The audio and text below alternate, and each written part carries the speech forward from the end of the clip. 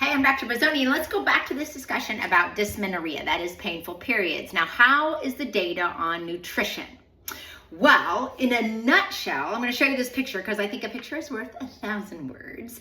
And in general, you want to run from refined sugar, processed foods, and high saturated fat choices, and run towards healthy, balanced, fiber-rich, plant-dominant choices. That is in general what the data says. Of course, there is no perfect data, but when we look at the data predominantly around dysmenorrhea or endometriosis, what we see is that if we eat more of our standard Western diet, high saturated fat, high animal products, low fiber, high processed foods, those kind of things, we tend to see significantly higher rates of painful periods, including endometriosis.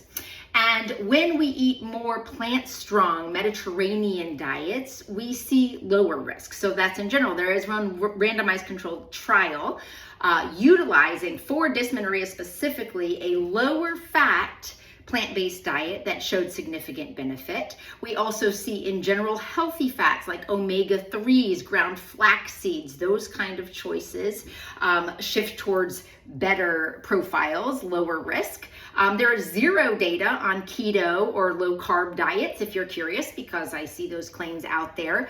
And of course, why is that these higher plant-based diets might work? Well, it's likely that because when we eat more plants and fiber-rich foods, we increase our sex hormone binding globulin, which lowers estrogen, which means you're growing the lining of the uterus less.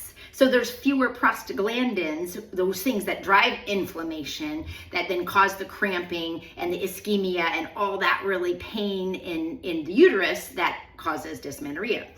There's also a lot of data on using plant-dominant whole foods, not highly processed plants, just to be clear, but whole foods balanced plant-dominant diets that shows for multiple mechanisms that they decrease inflammation, such as through the health of the microbiome, promoting short-chain fatty acids, rich in antioxidants, rich in fiber, all these wonderful things. So that is in general, and we'll get into some specifics in a minute.